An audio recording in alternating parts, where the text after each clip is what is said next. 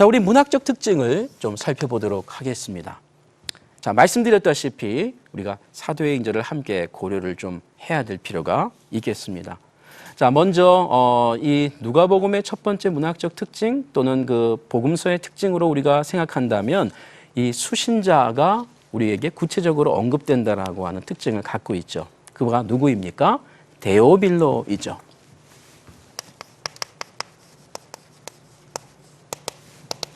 이 데오빌로라는 말은 문자적으로 말하면 하나님, theos, 그리고 이 사랑받는 이라는 이 단어와 함께 연결되어서 이 사랑받는 자, 뭐 이렇게 얘기할 수가 있습니다. 이 사람의 이름이 가명인지 실제명인지는 분분합니다만, 그러나 그 당시에 이런 이름을 갖고 있었던 사람들이 분명히 있었고요. 그리고 이 데오빌로는 일반 유대인보다는 이 이방인, 그리고 우리 성경에서 말하는 것처럼 각하라는 이 굉장히 고위층에게 쓰는 이 용어가 있는 걸 볼 때에 매우 이 사회적 지위가 높은 한 로마 관리라고 추정을 하고 있다는 것입니다. 그리고 이 서문에서 이렇게 그 헌정하는 경우에 적지 않은 경우는 1세기 상황 속에서 이 문서의 재정적 후원자였습니다.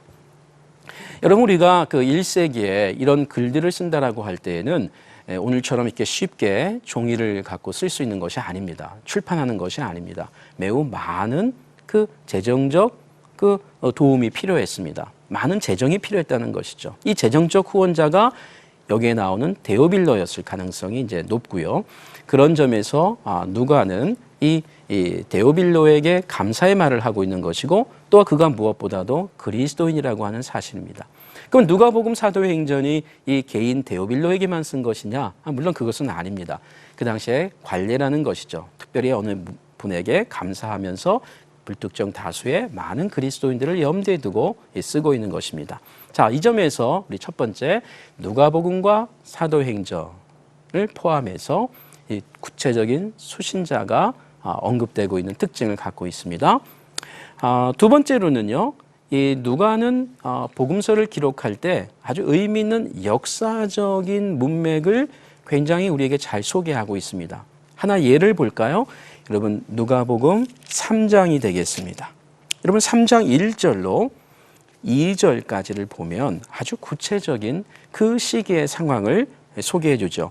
디베료 황제가 통치한 지 15해, 곧 본디오 빌라도가 유대의 총독으로, 헤롯이 갈릴리의 분봉왕으로, 여기서 헤롯은 헤롯 안티파스를 말하고요.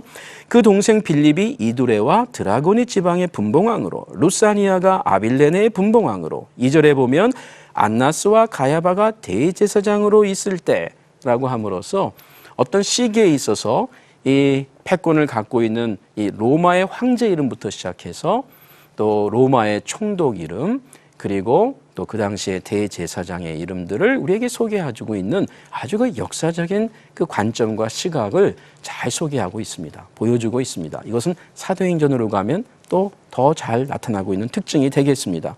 자, 그 점에 다시 한번 저자로서 누가는 매우 역사 서술적인 관심과 관점을 갖고 글을 기록하고 있다. 아주 그 역사적인 데에 민감한 그러한 복음서 저자였다. 이렇게 우리가 생각할 필요가 있습니다.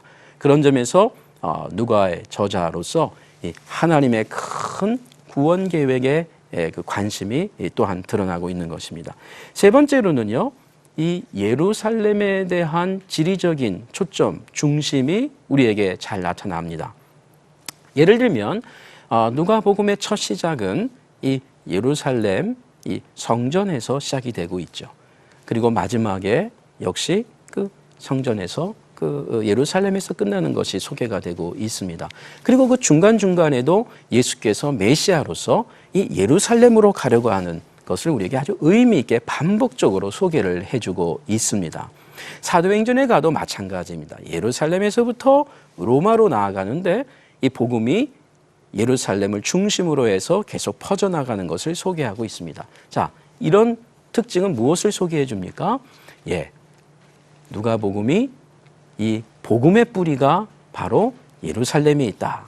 즉 메시아 그분이 유대인으로 오셨다. 다윗의 후손으로 오셨다가 깔려 있다는 것이죠. 우리 네 번째로 이 누가복음에는 이 기도가 아주 두드러지게 소개되고 있습니다. 특별히 이 예수님의 기도가 아주 두드러지게 소개가 되고 있습니다. 이것은 우리가 다음 시간에 또 좀 더 자세히 보도록 할 것인데요. 특별히 예수님이 세례 받으실 때 이 기도하는 것을 소개하는 유일한 복음서입니다. 다른 복음서에서는 그럼 예수님이 기도하지 않았느냐? 그것을 말해줄 그건 아닙니다. 그러나 누가는 기도의 문맥에 있어서 예수님이 기도하는 그 자료들과 내용들이 있다면, 전생이 있다면 그걸 그대로 다 우리에게 소개해 주려고 노력한다는 것입니다. 이것은 무엇보다 저자 누가가 기도에 열정적인 사람이었을 것을 우리가 이해할 수 있고요. 또 그 당시에 초대교회 성도들에게, 어려움을 빠진 성도들에게 격려와 위로 가운데 이 기도의 중요한 메시지를 소개하고 있다는 것이죠. 우리가 믿는 예수님은 기도의 사람이었다를 보여주고 있는 것입니다. 여러분, 누가복음에는 매우 억눌리고 그리고 어렵고 그리고 사회에 소외된 사람들에 대한 관심이 아주 높습니다. 예를 든다면 이 여성에 대한 관심이 많고요. 그리고 이방인에 대한 관심이 많고요. 그리고 또한 이 세리, 그 당시 사회의 소외자들이었죠. 이 세리에 대한 것도 소개가 있는 것을 보게 됩니다. 그리고 사마리아인에 대한 것도 우리 누가복음에 아주 잘 소개되어 있습니다. 그들이 어떻게 예수님을 만나고 있는지를 소개하고 있다는 것이죠. 그 점에서 누가복음은 아주 그 낮은 자들을 향한 그 복음의 메시지가 잘 드러나고 있습니다. 오늘 우리 그리스도인들에게도 많은 시사점을 주는 것이죠. 이 성령에 대한 주제가 아주 높습니다. 이 성령에 대한 주제가 누가복음과 사도행전 안에서 잘 드러난다는 것은 역시 이 저자 누가가 이 성령에 충만한 사람이었을 것을 우리가 좀 생각할 수가 있겠고요. 무엇보다 그가 이 하나님의 영이 이 구약에서 예언했던 그 하나님의 영이 어떻게 신약 시대 가운데 드러나는지를 잘 묘사하고 소개해 줌으로써 이 종말론적 문맥을 또한 소개해 주고 있는 것입니다. 여러분, 오순절에 성령이 강림한 것도 사실 누가가 쓴 사도행전에서 우리에게 소개되고 있는 것을 또 우리가 기억해야 되겠죠.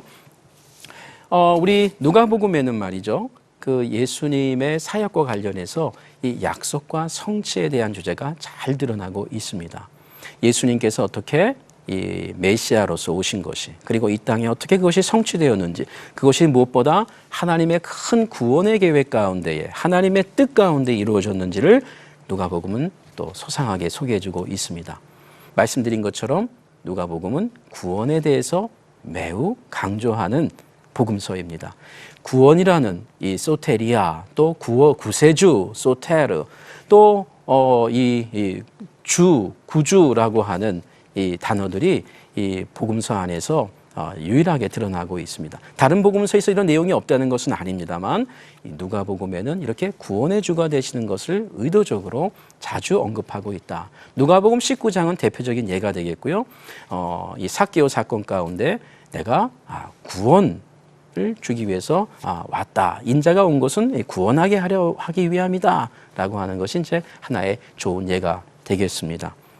또 우리가 마지막으로 이 누가복음을 생각할 때 이 사도행전과 깊은 연관성을 갖고 있는 특징들을 염두에 두셔야 된다라고 했습니다. 이것은 예수님의 그 제자들이 이 예수님과 어떤 상관관계를 갖고 있는지, 그래서 이 기도와 함께 성령이 임한다든지, 또 백부장에게 끌려간다든지, 또 백부장과 함께 연결되고 있는 이 복음서와 사도행전의 문맥들, 그리고 예수님과 바울이 이 사내들인 공회에 끌려가고 신문을 당하는 것이 이 4번 나오고 있는 문맥, 3번 나오고 있는 이 신문의 결과들, 이런 내용들이 매우 유사하게 밀접하게 중첩되면서 나오고 있습니다. 아마 이것은 누가가 처음부터 우리가 믿는 예수님과 그리고 예수님을 믿는 예수님과 예수님을 믿는 초대교회의 상관관계를 보여주기 위함일 것입니다.